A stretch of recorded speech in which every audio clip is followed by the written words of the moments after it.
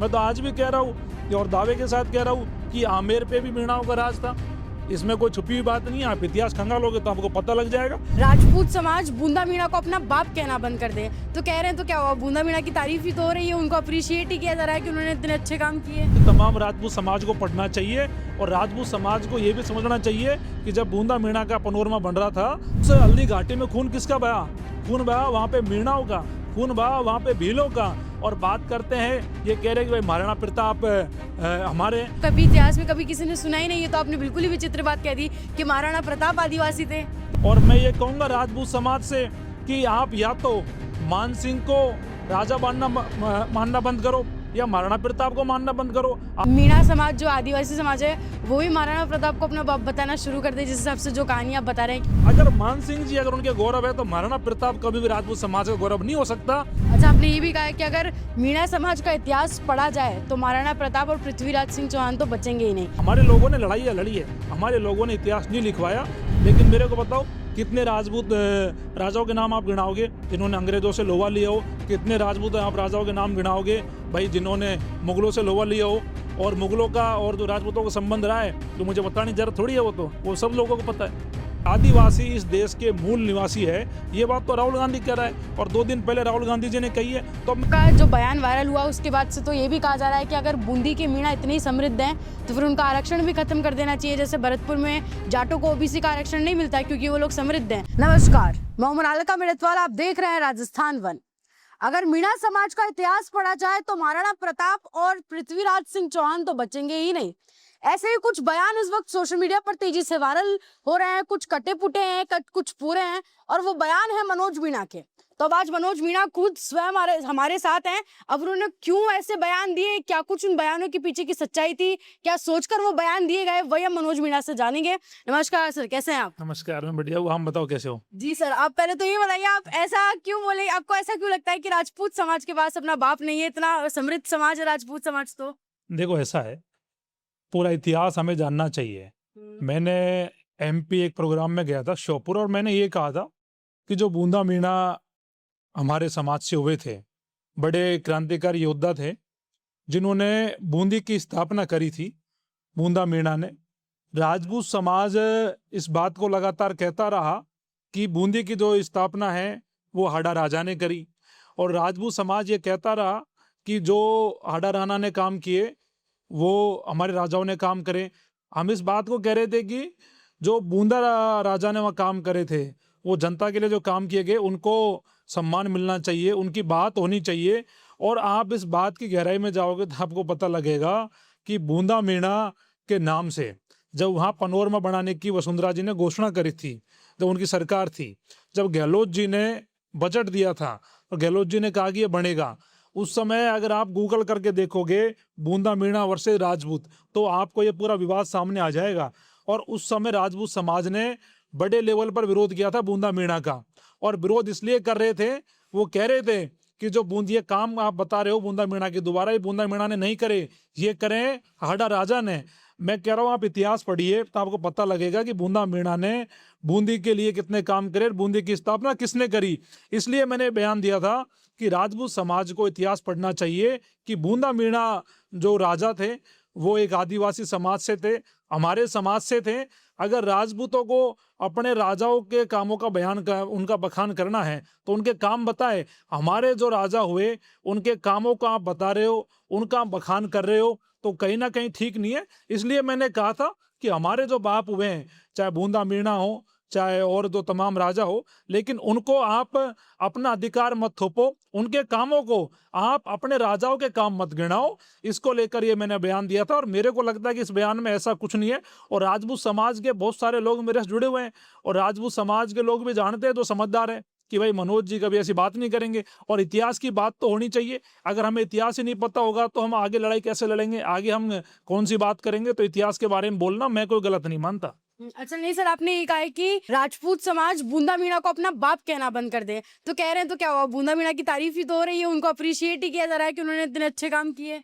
देखो ऐसा है, मैंने ये कहा कि भाई राजपूत समाज बूंदा मीणा को अपना बाप नहीं कहे, और ये मैंने इसलिए कहा क्योंकि वो लगातार इस बात को कह रहे हैं कि जो काम बूंदा मीणा ने करें वो काम उनके राजाओं ने करे थे।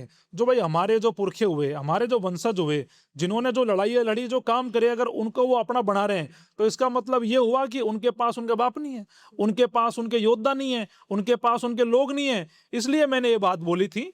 और इस बात के पीछे का इतिहास मेरे को लगता है कि तमाम राजपूत समाज को पढ़ना चाहिए। और राजपूत समाज को ये भी समझना चाहिए कि जब बूंदा मीणा का पनोरमा बन रहा था तो राजपूत समाज में धरने पे बूंदी में क्यों बैठा था, आखिरकार बूंदा मीणा से दिक्कत क्या थी। और कहीं ना कहीं इस बात का जवाब राजपूत समाज को देना चाहिए। और मैंने तो ये भी कहा है कि अगर आप महाराणा प्रताप का इतिहास पढ़ोगे तो भी पता लगेगा कि महाराणा प्रताप भी आदिवासी थे। हाँ, आपने ये कैसे कहा कि वो आदिवासी थे? ये तो कभी इतिहास में कभी किसी ने सुना ही नहीं है। तो आपने बिल्कुल ही विचित्र बात कह दी कि महाराणा प्रताप आदिवासी थे। देखो, ये विचित्र बात नहीं है, ये इतिहास की बात है। महाराणा प्रताप को आपने जितना जाना है, जितना पढ़ा है, तो आपने एक बात देखी होगी कि महाराणा प्रताप ने जब लड़ाई लड़ी तो उनके साथ में कौन थे? पूंजा भील थे। उनके साथ में कौन थे? मीणा थे। उनके साथ में सेना में कौन थे?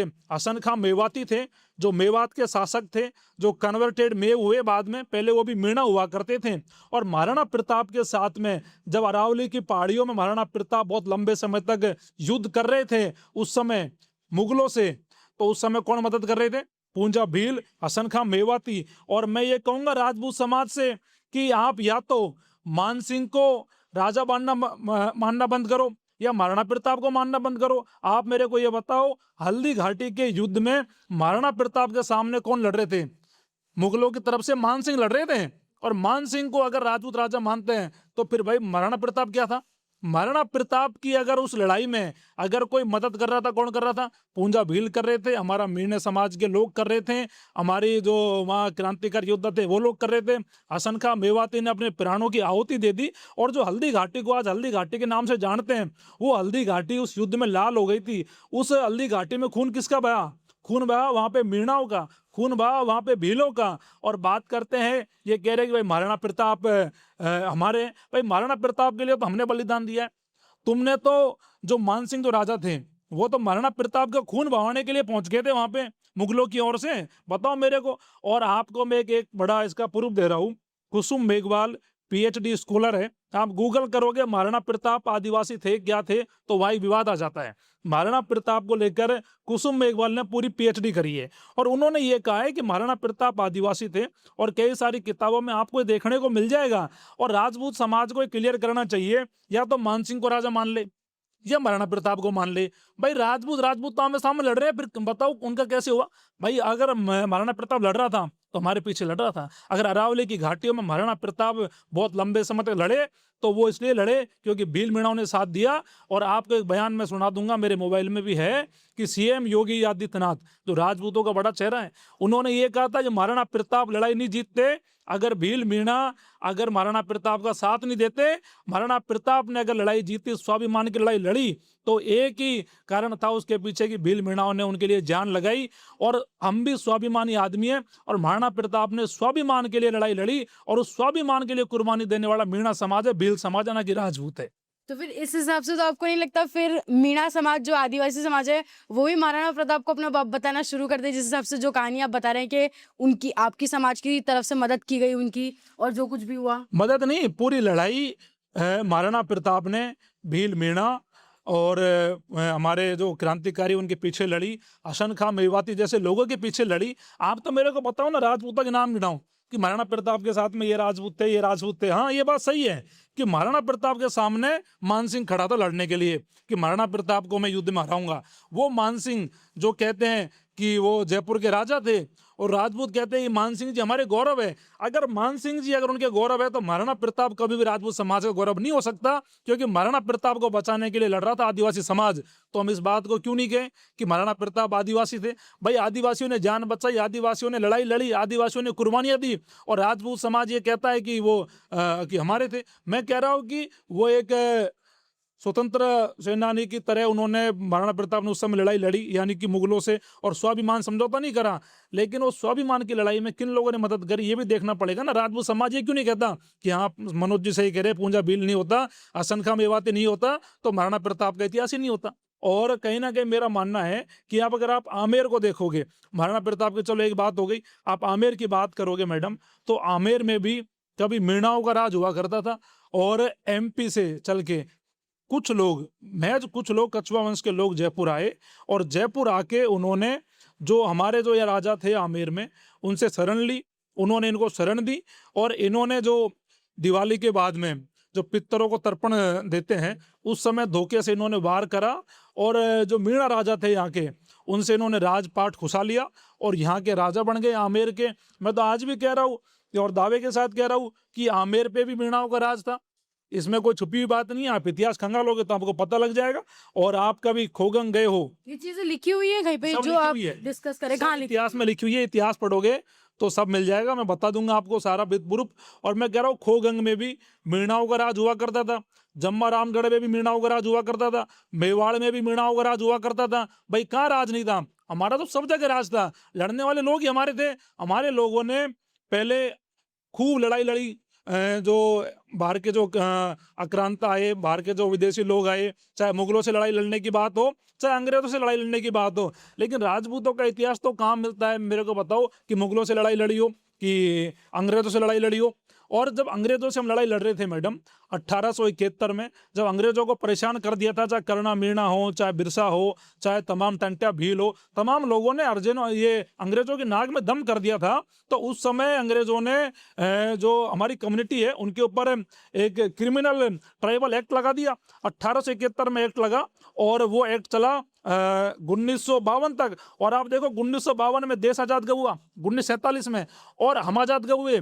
1952 में। यानी कि जब तक थाने में जाके हर व्यक्ति को हाजिरी देनी पड़ती थी कि भाई मैं यहाँ हूँ कि मैं नहीं हूँ। और इतना शोषण हमारा किया गया। और क्यों किया गया? कि अंग्रेजों से हमने लड़ाई लड़ी। लेकिन मेरे को बताओ कितने राजपूत राजाओं के नाम आप गिनाओगे जिन्होंने अंग्रेजों से लोहा लिया हो? कितने राजपूत आप राजाओं के नाम गिनाओगे भाई जिन्होंने मुगलों से लोहा लिया हो? और मुगलों का और जो राजपूतों का संबंध रहा है तो मुझे बताने की जरूरत थोड़ी है, वो सब लोगों को पता है। अच्छा, आपने ये भी कहा है कि अगर मीणा समाज का इतिहास पढ़ा जाए तो महाराणा प्रताप और पृथ्वीराज सिंह चौहान तो बचेंगे ही नहीं, इसे लेकर भी बड़ा विवाद। देखो ऐसा है, मैंने इसलिए कहा कि पृथ्वीराज चौहान है जो रावत गोत्र के थे। और अभी मैं एमपी गया था 4 दिन पहले, तो एमपी में जो मीणा है वो रावत गोत्र के हैं पूरे। तो मैं इसलिए कह रहा था कि रावत गोत्र के जो हमारे मीणा है उनका जो कनेक्शन है वो पृथ्वीराज चौहान से है। अगर पृथ्वीराज चौहान पे भी बात करी जाएगी तो पृथ्वीराज चौहान का इतिहास भी खंगाला जाएगा तो आपको पता लगेगा कि पृथ्वीराज चौहान भी कहीं ना कहीं मीणाओं से लिंक रखते थे। और भी जैसे अमीर है, अमीर के बारे में पता लगेगा तो अमीर टाटू वंश के थे। और टाटू वंश हमारे मीणाओं में बड़ा गोत है टाटुओं का। और कहीं ना कहीं मेरे को लगता है चाहे अमीर हो, चाहे पृथ्वीराज चौहान हो, चाहे महाराणा प्रताप हो, चाहे बूंदा मीणा हो, ये सब आदिवासियों के बड़े राजा रहे, बड़े योद्धा रहे, इसमें कोई दो राय नहीं है। हाँ ये बात सही है कि हमारा इतिहास किसी ने लिखा नहीं। भाई लिखने वाले कौन लोग थे? राजाओं के लोग थे। इनके पास दरबारी होते थे, ये बुलाते थे कि हमारा इतिहास लिखो, चाहे कुछ भी लिख दो लेकिन हमारी बढ़ाई लिखो, हमारी प्रशंसा लिखो, हमने इसको हराया, हमने उसको हराया। तो सब बोल रहे हैं कि सबकी प्रशंसा लिखवाई है उन्होंने, लिखवाई गई है भाई। की नहीं। हाँ सही बात है। तो ये मैं तो ये सच्चाई बता रहा हूँ तो आपको। मैं कह रहा हूँ हमारे पास तो इतिहासकार थे नहीं, हमारे लोग तो ऐसे थे कि युद्ध करने गए, युद्ध लड़े और युद्ध लड़ने के बाद में अपने दोबारा युद्ध लड़ने लग गए। हमारे लोगों ने लड़ाई लड़ी है, हमारे लोगों ने इतिहास नहीं लिखवाया। और उसी की भूल के चलते आज ये जो दावा करते हैं कि ये हमारे थे, वो हमारे थे, अगर सही से अगर पता लगे तो पता लग जाएगा कि कितने लोग आदिवासियों के थे और कितने लोग कौन थे। और इस बात को लेकर तो देखो कोई डिबेट होनी नहीं चाहिए। मैं आपसे ऑन रिकॉर्ड कर रहा हूँ, ऑन कैमरा। अभी 2 दिन पहले मैं राहुल गांधी का भाषण देख रहा था। राहुल गांधी ये कह रहे थे, मैंने तो राहुल गांधी से नहीं कहा कहने के लिए, राहुल गांधी जी बड़े नेता है कांग्रेस के, उन्होंने बयान दिया है कि भारत में अगर कोई सबसे पहले अगर कोई आया, अगर किसी का राज रहा तो आदिवासियों का रहा। उन्होंने ये कहा है कि भारत के अगर कोई मूल निवासी थे तो आदिवासी थे। और भारत में जितनी भी जमीन थी, जितनी भी ये पूरे महल जंगल किले जो भी रहे सब आदिवासियों के थे कोई जमाने में। और आदिवासी इस देश के मूल निवासी है, ये बात तो राहुल गांधी कह रहा है और 2 दिन पहले राहुल गांधी जी ने कही है। तो अब मेरे को बताओ, जब राहुल गांधी जी इतनी बड़ी बात कह रहे हैं तो वो तो मेरे को लगता है कि देश के बहुत पढ़े लिखे नेताओं में है और बिना कोई तथ्य के बात करेंगे नहीं। जब राहुल गांधी जी अगर आदिवासियों को देश का मूल निवासी मान रहे हैं, जब राहुल गांधी जी इस बात को कह रहे हैं कि जो पूरी जमीन थी भारत की वो कभी आदिवासियों के पास हुआ करती थी, तो इससे बड़ा परिणाम और क्या चाहिए मेरे को बताओ। और जब पूरी जमीन ही अगर हमारे पास थी तो राजा महाराजाओं ने तो हमसे ली होगी ना। जो कह रहे राजपूत समाज के लोग कि ये महल हमारा, ये राजा हमारा, फलाना हमारा, ढिकाना हमारा, तो भाई ली किन से? ली तो हमसे ही है। तो मैं ये कह रहा हूँ अगर इतिहास पढ़ा गया तो आपको पता लगेगा कि कुछ उस बचेगा वक्त नहीं। ली होगी तो किसी पर्पस से ही तो ली होगी और कुछ दिया होगा ना बदले में, कुछ तो हुआ होगा। दान प्रदान जो होता है वो तो अभी भी होता है, वो कोई बड़ी बात नहीं, है। ऐसा है भाई, ऐसा होता है कि हमारे लोग सीधे हैं और घात पाप लगा के किसी के साथ धोखा किया जा सकता है। आमेर का किला मीणाओं का था, आप देखोगे तो इसकी जानकारी करिए।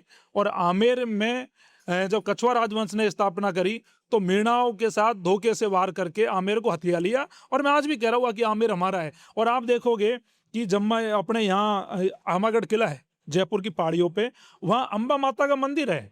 और अम्बा माता का मंदिर है, हम अम्बा माता हमारी कुल देवी है, हम अम्बा माता को मानते हैं और अम्बा माता के नाम से आमेर का नाम हुआ है। अब भाई इन्होंने जो देवियों की स्थापना करी जयपुर आमेर में, तो इन्होंने तो करी शीला माता की, जम्बाई माता की, तो उनके नाम से तो आमेर नहीं है। अगर आमेर है तो अम्बा माता के नाम से है, ये भी इतिहास में लिखा हुआ है। और अभी भी अम्बा माता का मंदिर अपने यहाँ आबागढ़ में है। और अभी हमारे जो उपनेता प्रतिपक्ष है विधानसभा में रामकेश मीणा जी, उन्होंने भी इस बात को सरकार के सामने रखा है कि हम जो अम्बा माता का मंदिर है उसका जीर्णोद्धार कराओ, वहाँ पे कुछ काम कराया जाए, कुछ संग्रहालय खोले जाए जिससे आदिवासियों के इतिहास को वहाँ लिखा जाए। और हमारे इतिहास को लिखाने की लड़ाई तो हम अभी भी लड़ रहे हैं। और किसी भी कौम के लिए अपने इतिहास को बताना पढ़ना कोई बेकार काम नहीं है, कोई बुरा काम नहीं है। और अपनी कौम पे गर्व करना ये हर कौम को करना चाहिए। और अगर कोई कौम अपने स्वाभिमान के नहीं, अपने स्वाभिमान की बात नहीं करे, अपने स्वाभिमान के लिए लड़ाई नहीं लड़े, तो उस कौम का क्या फायदा हुआ। तो मुझे तो मेरी कौम पर बड़ा गर्व है, बड़ा फक्र है कि हमारे ऐसे पुरखे हुए जिन्होंने बहुत सारे युद्ध लड़े, बहुत सारी लड़ाइयाँ लड़ी, अंग्रेजों से लड़े, मुगलों से लड़े। और जब भी भारत में संकट आया तो आदिवासियों के सभी बड़े क्रांतिकारी योद्धा निकल के आए और उन्होंने आर पार की लड़ाई लड़ी। चाहे तमाम जो मैंने नाम गिनाए उसमें वो सारे शामिल हो। और देखो अभी तो मैंने इतिहास से बोलना शुरू करा है, अगर मैं कह रहा हूँ कि अगर पूरा किस दिन बोल दिया तो ये बहुत भारी पड़ जाएगा। अच्छा सर, आपका जो बयान वायरल हुआ उसके बाद से तो ये भी कहा जा रहा है कि अगर बूंदी के मीणा इतने ही समृद्ध हैं तो फिर उनका आरक्षण भी खत्म कर देना चाहिए। जैसे भरतपुर में जाटों को ओबीसी का आरक्षण नहीं मिलता है क्योंकि वो लोग समृद्ध हैं, तो अगर बूंदी में इतने मीणा समृद्ध है तो फिर उनका आरक्षण भी खत्म कर देना चाहिए, ऐसा भी कहा जा रहा है। देखो ये बहुत सही बात कही है आपने। मैं ये कहूँगा आपसे कि बूंदी में बूंदा मीणा का राज था, आमेर में मीणाओं का राज था, जम्मा रामगढ़ में था, मेवाड़ में था, सब जगह था। लेकिन धीरे धीरे लोगों ने हथिया लिया और बूंदा मीणा के ऊपर तो बहुत लंबा संघर्ष चला है पनोरमा बनाने को लेकर। और वो कहते रहे कि यहाँ हाड़ा राजा हुआ था, उन्होंने बूंदी की स्थापना करी, हम कहते रहे बूंदा मीणा ने करी, और बूंदा मीणा ने स्थापना करी और वो अब पनोरमा बन भी गया।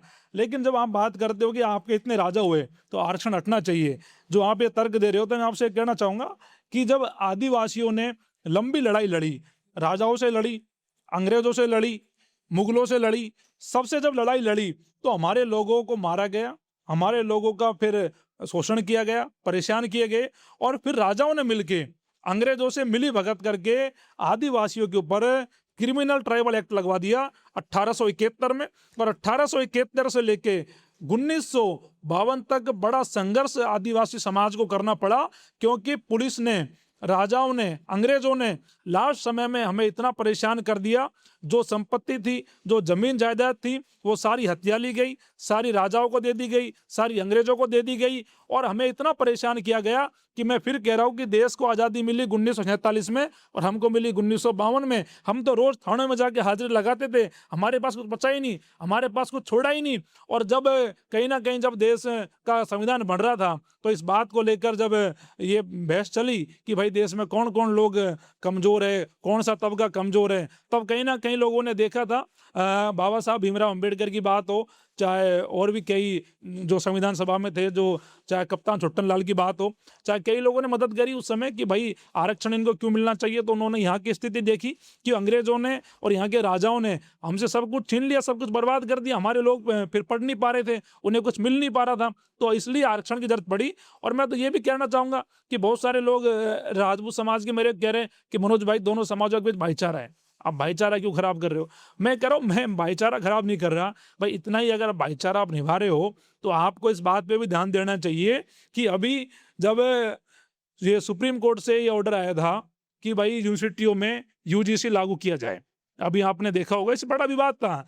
तो मैं कहना चाह रहा हूँ राजपूत समाज से कि जब आप SC ST OBC को भाई मानते हो तो आप इस बिल का विरोध क्यों कर रहे हो? आप क्यों रैलियां निकाल रहे हो UGC के विरोध में? बताओ मेरे को कि आपकी मानसिकता ये दिखाई नहीं देती कि आप हमारा विरोध कर रहे हो? अगर आप हमारे विरोध में नहीं हो तो ये कहो कि UGC सही है। जब तो हम मानेंगे भाई भाईचारा बना रहना चाहिए, क्योंकि विश्वविद्यालयों में चाहे कोई SC का बच्चा हो, चाहे ST का हो, चाहे OBC का हो, अगर चाहे उसके साथ में अगर कोई एट्रोसिटी होती है, अगर कहीं कोई छुआछूत होती है, कोई घटना होती है, उसे परेशानी होती है, तो उसके लिए वो बिल लाया गया। अगर आप सही हो तो कौन परेशान करेगा? लेकिन आप तो इसलिए चिढ़ रहे हो कि अगर इनको ताकत मिल गई तो कहीं ना कहीं दिक्कत हो जाएगी। जो UGC के विरोध में खड़े हैं वो हमसे भाईचारा निभाने की बात कर रहे हैं। मेरे को बताओ, भाईचारा निभाना है तो UGC के समर्थन में रैलियां निकालो, UGC के समर्थन में बयान दो, फिर तो हम मान लेंगे कि राजपूत समाज भाईचारा निभा रहा है। आज अगर सबसे ज्यादा भारत में विरोध हो रहा है राजपूत समाज के दोबारा UGC का किया जा रहा है। आपने देखा होगा उस समय,